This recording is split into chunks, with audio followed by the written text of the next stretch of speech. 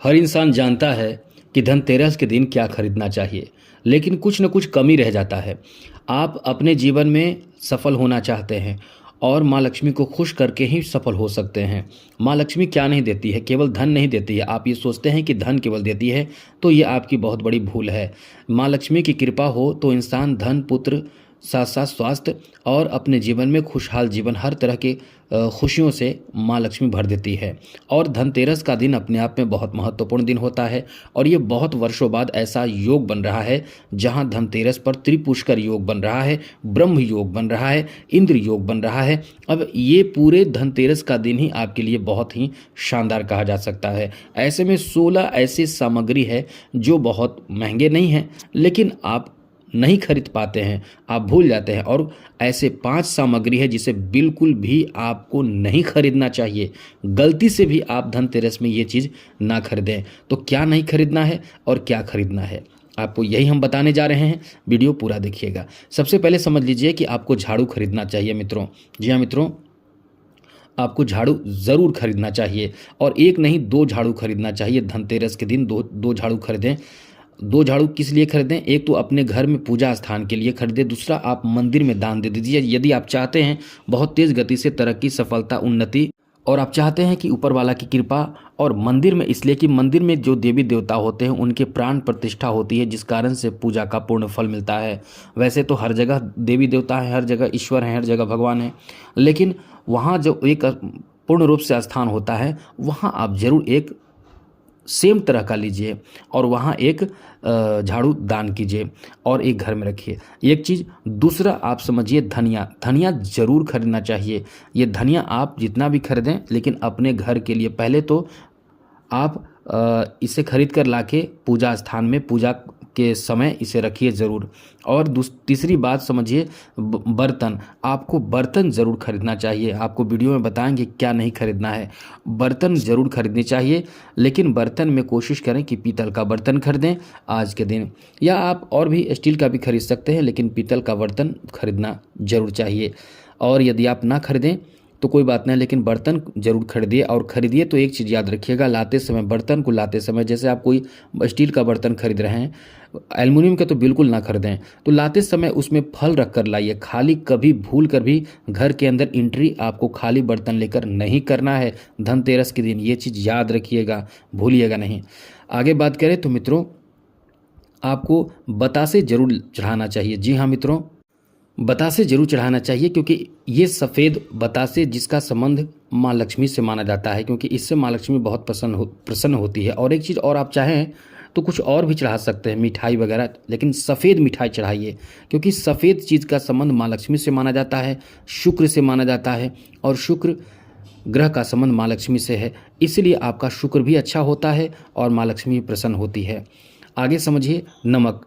नमक का जरूर प्रयोग करना चाहिए। उस दिन नमक लाना चाहिए, नमक लाकर घर में पोछा लगाना चाहिए। और उस नमक का प्रयोग मतलब आप अपने खाने में भी खाने में ही करना है आपको। उस नमक का प्रयोग कोई दूसरा, कोई घर का बाहरी इंसान ना करे। यह चीज़ याद रखिएगा। आगे बात करें तो भगवान गणेश की प्रतिमा, यानी ये कह सकते हैं कि मूर्ति वगैरह आप लाते हैं तो लक्ष्मी गणेश की मूर्ति ज़रूर लाइएगा, वो ज़रूर लाना चाहिए। इससे आपके घर में धन धान्य की वृद्धि, सुख समृद्धि की वृद्धि, विघ्न बाधाओं का अंत होता है। आगे सुनिए, आपको श्री यंत्र भी लाना चाहिए। जी हाँ मित्रों, कुछ लोग नहीं जानते हैं, लेकिन श्री यंत्र जरूर लाना चाहिए। कुछ लोग यही गलती करते हैं कि श्री यंत्र नहीं लाते हैं, या आपके घर में है तो कोई बात नहीं, आप मत लाइए। आपके घर में है तो मत लाइए, केवल हम बता रहे हैं लाने के लिए। आपके घर में है तो उसी से पूजा कीजिए। शंख। जी हाँ मित्रों, शंख भी आपको ज़रूर लाना चाहिए। आपके घर में है तो मत लाइए, लेकिन नहीं है तो ज़रूर लाइएगा, क्योंकि इससे माँ लक्ष्मी बहुत आकर्षित होती है। माँ लक्ष्मी को आकर्षित करने के लिए कुछ चीज़ें ऐसी है जो आपको प्रयोग करना चाहिए। आगे बात करें तो चांदी के सिक्के। संभव हो आपके पास कुछ पैसे हैं तो चांदी का सिक्का छोटे ही खरीदें, लेकिन चांदी का सिक्का, या फिर चांदी का सिक्का नहीं खरीद सकते हैं तो, या नहीं खरीदना चाहते हैं तो मछली, चांदी का मछली। जी हाँ मित्रों, मछली भी आप खरीद सकते हैं, जो अत्यंत शुभ माना जाता है। आगे समझिए, आपको चाहिए कि गोमती चक्र। जी हाँ मित्रों, गोमती चक्र जरूर खरीदना चाहिए। इसको तो आप ज़रूर खरीदिए। वैसे बहुत महंगा नहीं है, आप इसे खरीद सकते हैं।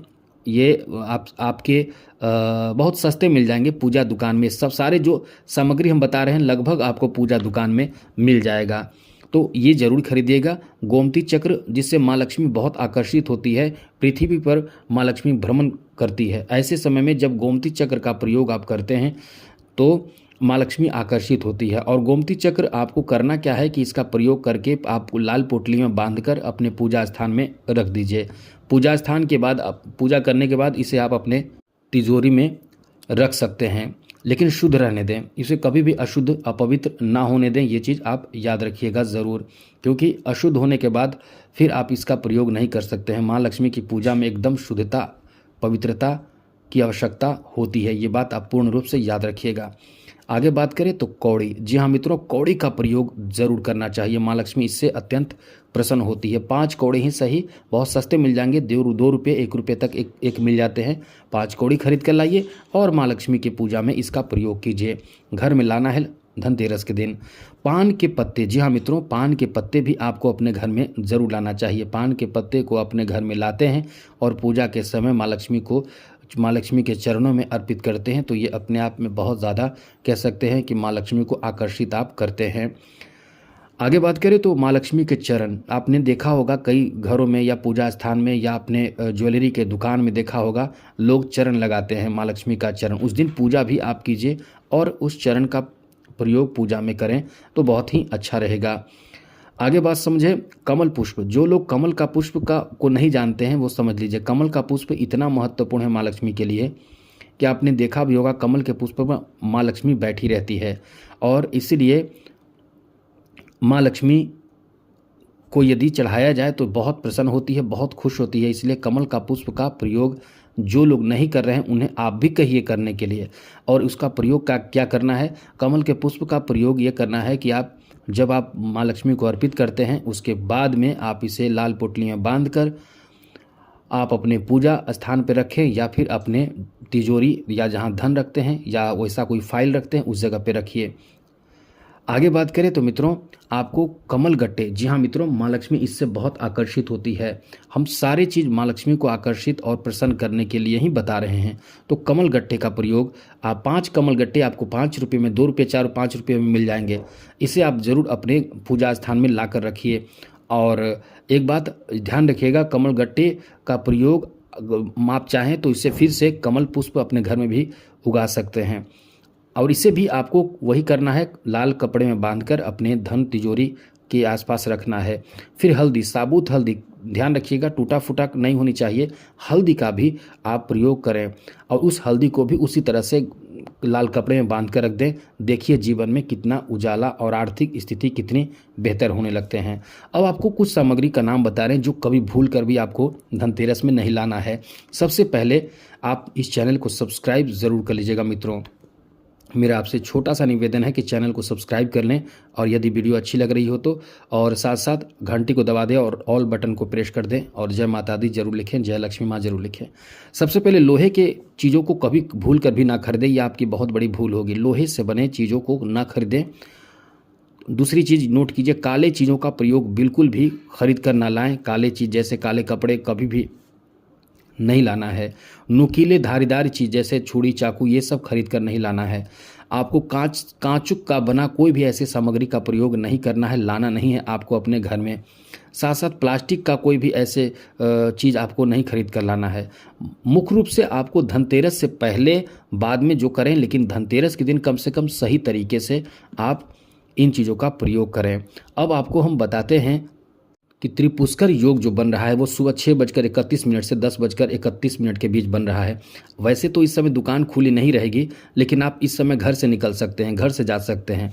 वैसे आपको बता दें, शुभ समय में जो भी काम करते हैं वो काम बहुत ही आपके लिए भाग्यशाली हो जाता है। और त्रिपुष्कर योग जो है वह ऐसा योग है कि इस योग में 3 गुना फ़ायदा होता है। तो कुछ लोग ज़मीन लिखवाते हैं, कुछ लोग घर के लिए कुछ काम करते हैं, कुछ भी आप इस समय करेंगे तो उसमें आपको 3 गुना ज़्यादा फ़ायदा होगा। साथ साथ ब्रह्म योग उसके बाद बन रहा है, उसके बाद इंद्र योग बन रहा है। पूरे दिन ही अच्छे हैं। बाकी आपके लिए कह सकते हैं कि आप इस समय समय का सदुपयोग और इन चीज़ों को ज़रूर खरीदिए। तो आज के लिए इतना ही। जय माता दी। राधे कृष्णा। ओम नमः शिवाय।